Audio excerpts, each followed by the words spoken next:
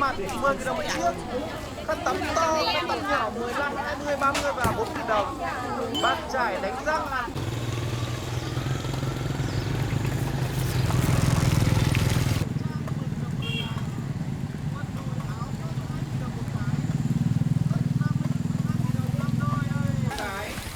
khẩu trang 10.000 đồng 3 cái.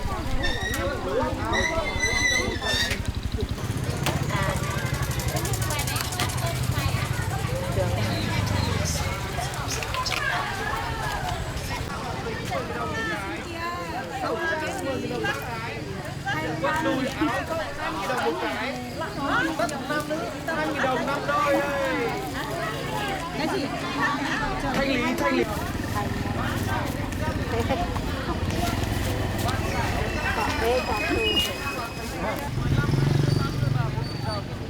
Bạn trải đánh răng Hàn Quốc 5.000 đồng một chiếc. Bạn trải đánh răng Gaga có độc kép. Và còn cô bác xịt nam, xịt nữ 10.000 đồng một chiếc. Áo cấp phụ nữ 100.000 đồng 3 chiếc. Mưa là 2 triệu là đội thôi. Xịt nam, xịt nữ 10.000 đồng một chiếc. Đánh răng Hàn Quốc 5.000 đồng một chiếc. Bạn trải đánh răng Gaga có độc kép. Hoàn tính 10.000 đồng một cái.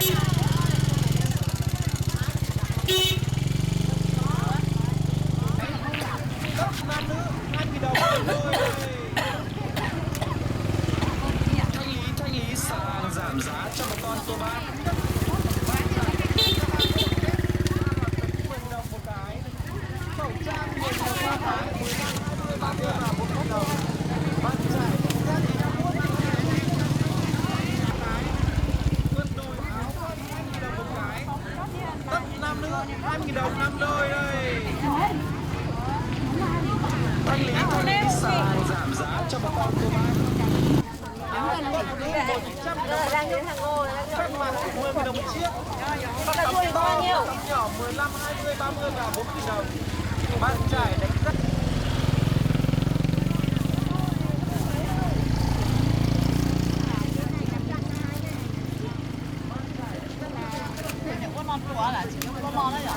Thằng Ngô đấy nhá. Đi đâu vậy? Hả? Đi xuống xem có gì hay không? Quan trọng là mua cái gì chứ không hay không là đây là cân bán thế thì ai mà chịu được vậy? Ai mà chịu được Đây. Ai bảo đi mua hết nhà họ nên là cái gì thế?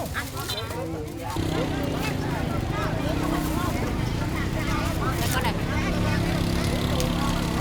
Tập chân nhỉ?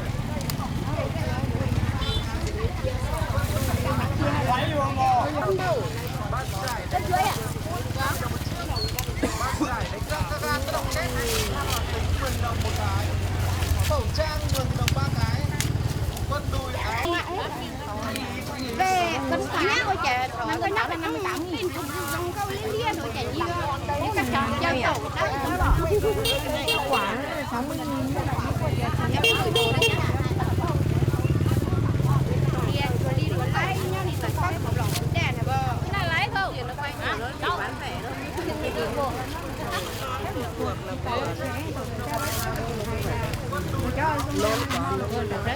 Người sao đấy? Này. Đây là loại cho đây. Thầy tử các trò đây nó ở cái lai thế này. Xịt nam, xịt nữ 10.000 đồng một chiếc. Áo cấp phụ nữ 100.000 đồng 3 chiếc. Tất mặt 10.000 đồng một chiếc. Không được chứ. To, nhỏ 15, 20, 30 và 40.000 đồng. Bạn trải đánh răng Hàn Quốc 50.000 đồng một chiếc. Giảm giá cho bà con cô bác. Xịt nam, xịt nữ 10.000 đồng một chiếc. Áo cấp phụ nữ 100.000 đồng một chiếc. Quần đùi áo phông 20.000 đồng một cái. Tất nam nữ 20.000 đồng 5 đôi đây. Thanh lý sàng giảm giá cho bà con cô bác. Xịt nam, xịt nữ 10.000 đồng một chiếc. Áo cấp phụ nữ 100.000 đồng 3 chiếc. Tất nam nữ 20.000 đồng 5 đôi đây. Quả viên nữa là được 15.000. Thanh lý sàng giảm giá cho bà con cô bác. Xịt nam, xịt nữ 10.000 đồng một chiếc. Áo cấp phụ nữ 100.000 đồng 3 chiếc. Tất mặt 10.000 đồng. Khẩu trang 10.000 đồng 3 cái.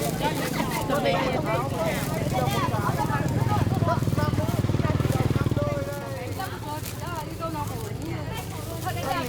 sàng giảm giá cho bà con cô bác.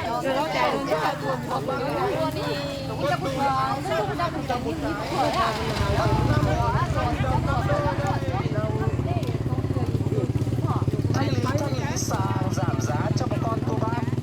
Xịt nam, xịt nữ 10.000 đồng một chiếc. Còn mấy bắp sống này 5.000. Sớm. Ôi giời ơi, cân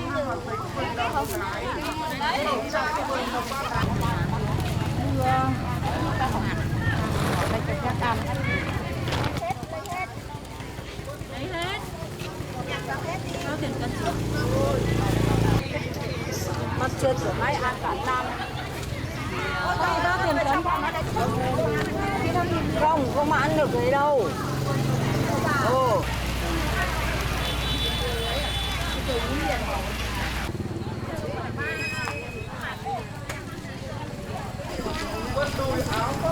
Thanh lý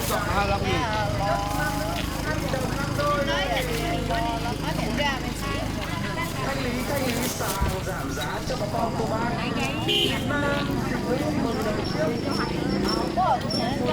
Thanh lý sàng giảm giá cho bà con cô bác. Xịt nam, xịt nữ 10.000 đồng một chiếc. Áo con phụ nữ 100.000 đồng 3 chiếc. Khăn mặt 10.000 đồng một chiếc. Khăn tắm to, khăn tắm nhỏ 15, 20, 30 và 40.000 đồng.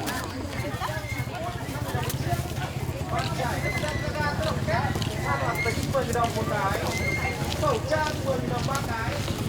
Quần đùi áo không 20.000 đồng một cái. Tất nam nữ 20.000 đồng 5 đôi ơi. Ăn thử xem ngon lại mua.